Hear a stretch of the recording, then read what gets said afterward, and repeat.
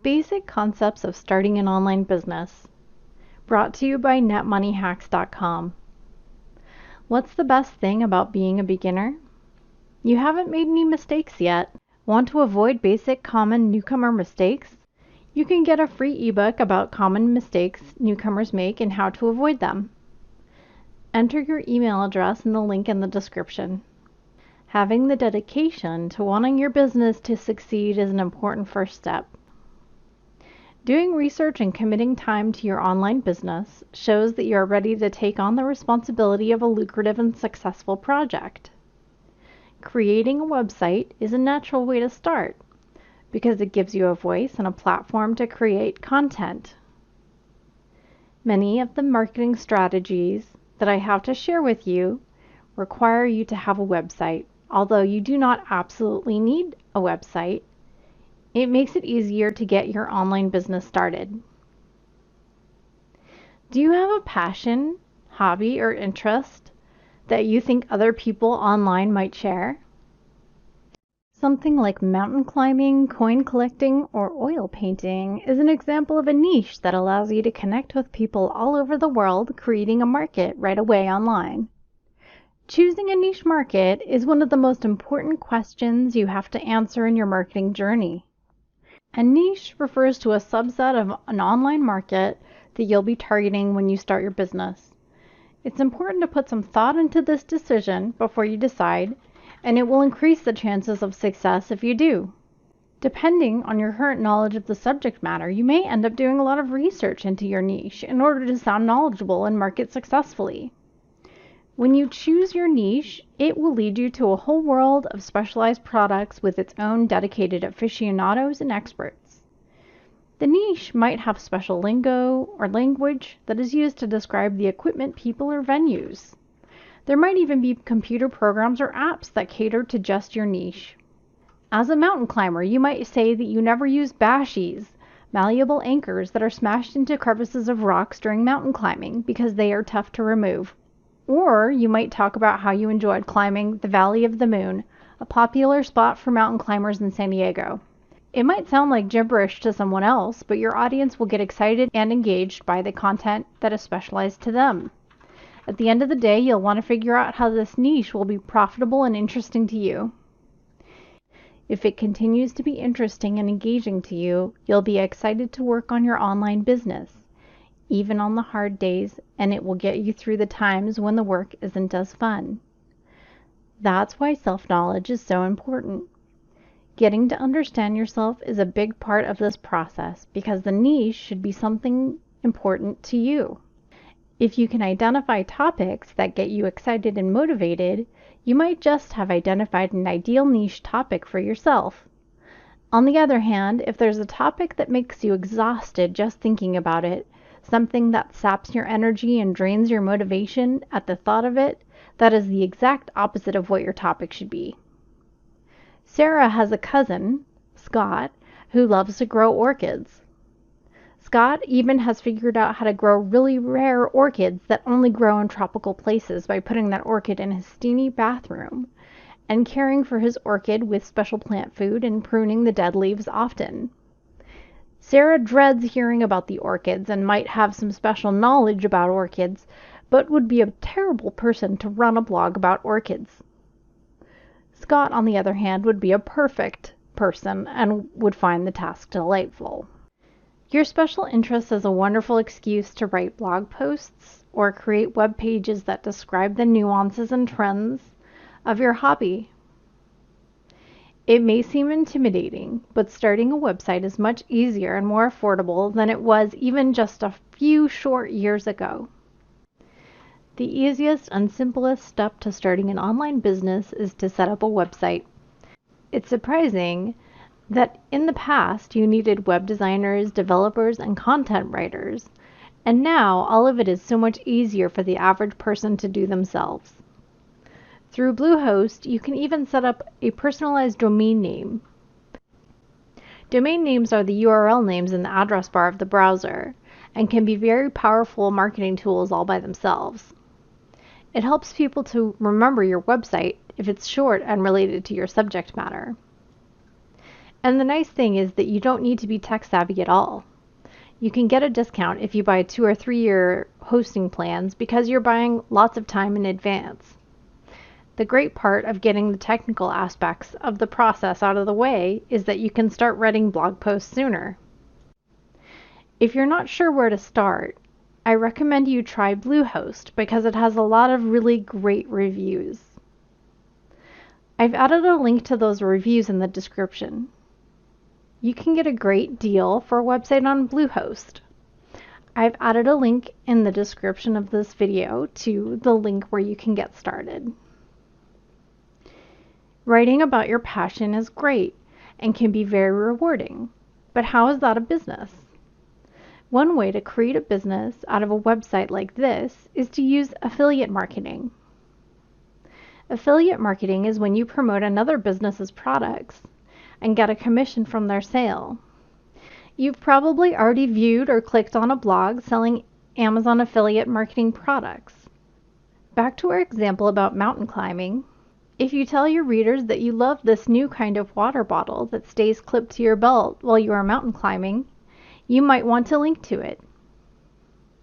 If you're an Amazon affiliate, you'll get a little bit of money every time one of your blog readers buys that water bottle. And why wouldn't they? You genuinely like the water bottle and recommend it. That's why niche marketing works. The only danger is when you load your blog up with links that don't relate to your topic at all and start to seem insincere. For example, a mountain climber might recommend a stain remover. But once you start adding links for baby diapers and computer equipment, your readers are going to start to wonder why they're still following your blog. The golden rule is to ask yourself, is the content helpful to the user? Some affiliate programs to try are Amazon Affiliates, Google AdWords, ClickBank, Warrior Plus, JVZoo. Not all affiliate sites will allow just anyone to participate as an affiliate, and sometimes you have to submit an application to become an affiliate. These sites may seem like a lot of trouble, but also these are often the more lucrative affiliate sites, and becoming an ideal candidate can be worth it to you if you put in the effort. Since the affiliate that takes you on will be spending time getting you started and making recommendations, they will actually be investing money in you as an affiliate. If you break their terms and services, it could cost them a lot of money, or worse, it could create a rift with their advertisers. So the best way to get approved is to show your affiliate network that you're really good at following rules and that you want to be loyal. It's pretty easy for them to reject you for not following the rules of the application process, so read everything carefully. Your identification documents are really important too, because if you're trying to fake them out, it's a huge red flag for them. It's a good move to do some research into the company you're trying to impress and drop that information wherever possible. Informed affiliates are valuable. Once you've gotten into one, it's much easier to get accepted into another one. When you're growing your online business, you'll want to get a list of names and email addresses of people who have similar interests to your own. If you have a website about World War II bomber airplanes and want to sell model airplanes, you'll have a hard time selling them to someone whose interests center mainly on ceramic unicorn figurines and tiny spoons. So how do you get a list of names and contact information for people who are interested in your webpage and your affiliate products? One really great way is to offer something for free, like an ebook, a calendar, or a colorful phone background to your visitors, so that they have to get it via email. They will sign up for your email list knowing that they will get similar content to the content on your website, and you will get another name and contact for your list. It's a win-win. Tools like Constant Contact are excellent for automating mailing lists and helping with this process. Marketing via email is just one aspect of running an online business and having a presence on the internet. Compared to traditional marketing, email marketing would be just like sending direct mail, except that the email is sent instantly and lands on a digital mailbox. Just like using traditional marketing, using email requires an understanding of the processes.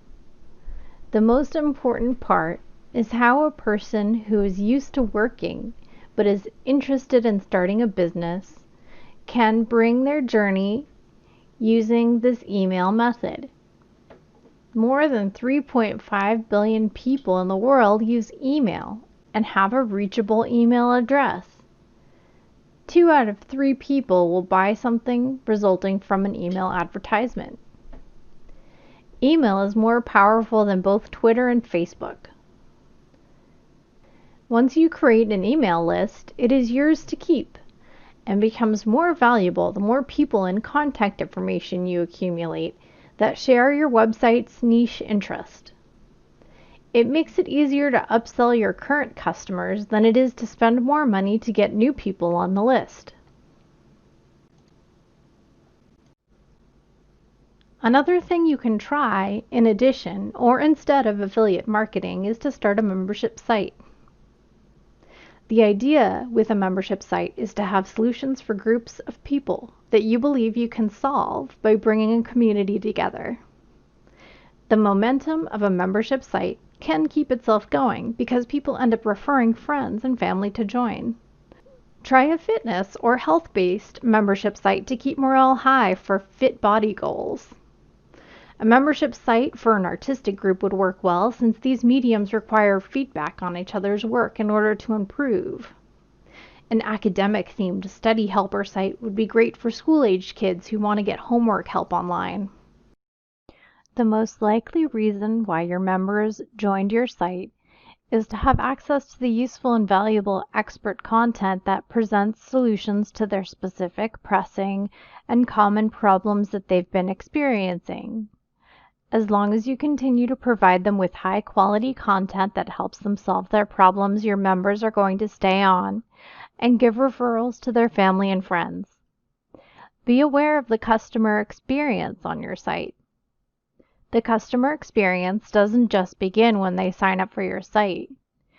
The entire experience consists of learning who you are, to reading your content on your blog, to opting into your mailing list, signing up for your site, to purchasing your products, and finally to canceling their membership. It's essential that you create a positive experience for their entire journey because it will increase your likeliness of developing a loyal member and improving the number of referrals you receive. When you have an active, thriving community on your membership site, it will increase the chances that your members will stay. Without an engaged community, your site will never live up to its fullest potential. Having a content calendar keeps people excited about the future and promises potential members exciting content. By adding new stuff to older posts, the site updates itself and keeps from getting outdated. Focusing on your audience is a good way to keep the community growing. Are you ready to start building your website with your specialized niche topic? Don't jump in just yet. Here are some tips for success. Niche topics are topics that are small and specialized. You don't want to jump on a trend that's gotten popular because too many large businesses will be able to beat you out in competition. If you have an interest that's got a popular following, try taking a small section of it or specializing that trend even further. Another good tip is to check into products associated with your niche. Are there a lot of products? Are the products expensive? Do they have to be updated often? A cooking blog will have a lot of products to recommend, but a blog about needlepoint might run out of different kinds of threads and needles to link to. Stand mixers and blenders are expensive, and the motors run down, so you need new ones periodically.